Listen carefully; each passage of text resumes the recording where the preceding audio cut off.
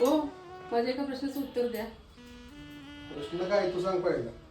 लग्नाच्या मागणीसाठी हात का मागतात मुलीचा? उगाच मागितलं हात का मागतात मला काय माहित आता. अख्खीची अख्खी पोरगी मागतात. ते एक प्रथा आहे की माझ्या मुलीचा हात तुझ्या मुलाच्या हातात दे.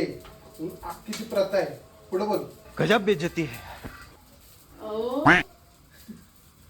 त्या मुलीला ना त्या घरची ना काम करायला लागतात ना म्हणून हात मागतात. कामच करायला लागतात की बाकीचं काय करायला लागतं.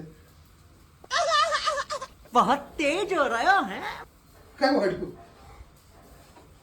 करू तपा.